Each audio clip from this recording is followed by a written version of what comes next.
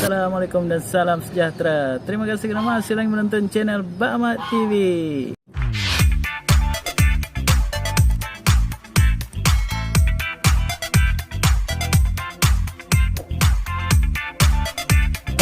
baMad TV Padoi.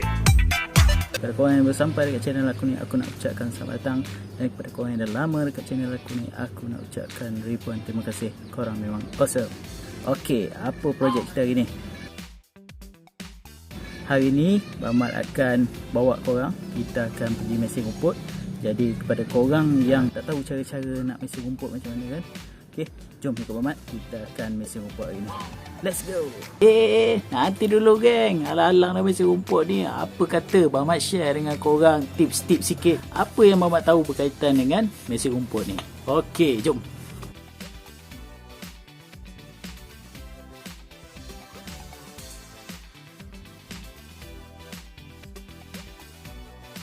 Yang pertama berkaitan dengan nylon, tali nylon untuk mesin rumput.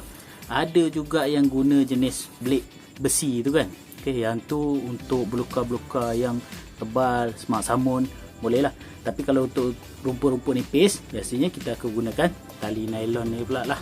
Okey, tali nylon ni ada bermacam-macam jenis dan juga bermacam-macam color. Ada yang berkualiti, ada yang separuh berkualiti dan juga ada yang tidak berkualiti langsung. Macam mana kita nak tahu ianya berkualiti ataupun tidak? Tali ni nampak simple kan? Okey, yang ni tali ni baMad nak share dengan korang. Tali yang berkualiti adalah dia tak akan bengkok apabila kita lenturkan dia. Okey, yang ni tali ni.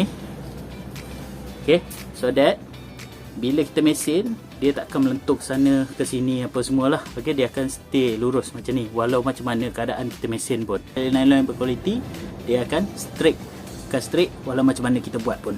So, cara untuk kita pastikan, kita try bengkok macam ni. Tengok, okey. Kita try bengkokkan macam ni. Kita tengok dia kembali kepada asal. Lebih kurang macam kembali kepada asal lah. Ada tu sampai kalau macam ni, baMad tekan sikit sampai ke belakang macam ni. Yang ni of course lah dia akan jadi bengkok macam ni. Tapi kalau untuk yang murah punya, dia akan jadi macam ni.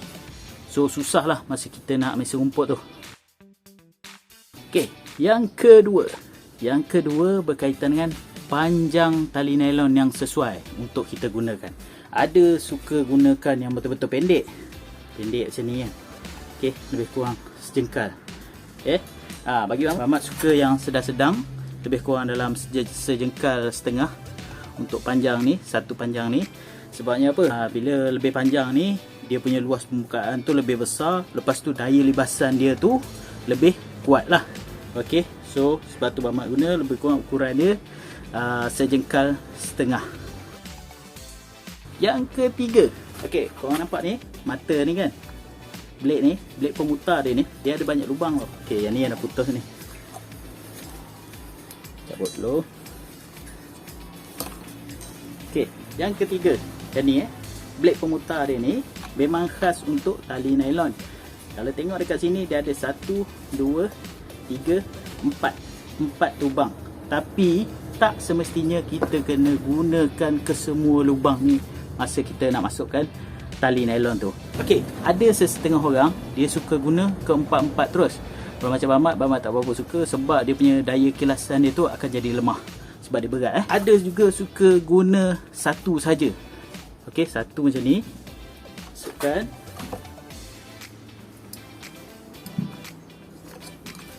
Macam ni okay, dia gunakan satu saja sebab dia kata lebih kemas masa potong tu.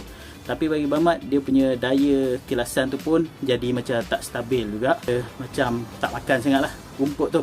Tapi kebaikan dia kalau kita gunakan satu ni adalah dia akan mengurangkan risiko terkena batu. Sebab bila dia pusing sekali ni, batu yang ada tu akan kena sekali lah, berbanding kalau yang kita pasang 2 tali nylon. So dia akan kena 2 kali batu tu. Jadi batu tu akan terpelanting lebih jauh lah. Yang paling teruk sekali kalau kena tingkap ke, cermin kereta ke, dia akan pecah. Jadi untuk baMad akan gunakan 2. Cara pemasangan dia adalah secara 180 darjah. Kalau kita pasang belah sini satu, dekat sini kita pasang satu lagi. Okey, kita akan pasang macam tu lah dudukan dia. Okey, ni nampak kedudukan dia. 100, dia akan pasang 180 darjah. Tak perlu banyak-banyak tali, 2 cukup.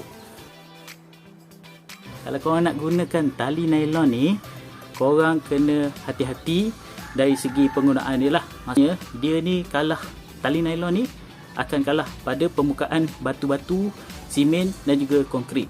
Sebab apa? Bila korang termesin dia konkrit tu, automatik dia akan putus. Okey, sebab bila daya kelasan dia yang tinggi tu masuk motong tu, kena je simen dia akan putus. So korang akan sentiasa kena kerap tukar benda ni. So yang tu yang kita tak nak. Kalau boleh, kita try elakkan dekat permukaan mesin, dekat permukaan batu-batu ataupun permukaan konkrit ataupun simen. Okey, tapi kalau keadaan tak mengizinkan ataupun memang tempat tu yang berbatu dan bersimen, korang kena slowkan lah dia punya volume putaran tu, so that dia tak berpusing dengan laju. So dapat mengurangkan risiko untuk korang punya tali nylon ni putus. Cakap banyak tak guna guys. Bamak rasa, jomlah kita start mesin rumput.